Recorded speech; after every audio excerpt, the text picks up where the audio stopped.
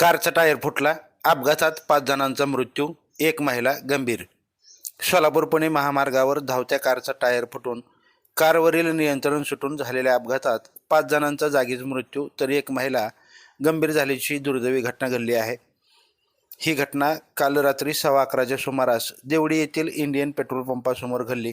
या अपघाताबाबत वरवडे ग्रस्ती पथक, रुग्णवाहिका पथक आणि पोलीस पथकाकडून मिळालेल्या माहितीनुसार कार क्रमांक MH46Z4536 या कारमधून 6 जण पनवेल येथून सोलापूरकडे जात असताना देवडी येथे आल्यानंतर कारचा समोरील टायर फुटला.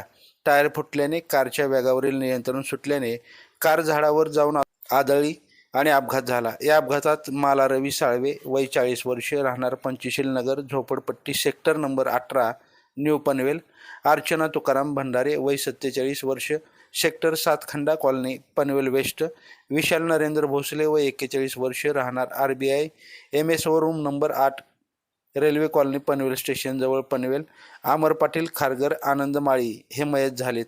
तर ज्योती जयदास टकले वय 37 राहणार सेक्टर नंबर 13 पनवेल या गंभीर जखमी झाले आहेत. हा अपघात इतका भीषण होता की या अपघातातील व्यक्तींना कारमधून बाहेर काढण्यास सुमारे 1.5 ते 2 तासाचा अवधी लागला होता. अपघाताची माहिती मिळताच वरवडे पेट्रोलिंग व रुग्णवाहिका पथकातील डॉक्टर प्रशांत कारंजकर, वाहक तुळशीराम गायकवाड, नागराज मारतंड, नागनाथ भालेराव तर मोंडी महामार्ग पथकाचे PSI अवताडे, छगन मंजुळे आणि मोहोळ पोलीस स्टेशनचे चव्हाण यांनी 108 मधून जखमी महिलेला मोहोळ प्राथमिक केंद्रात दाखल केलं.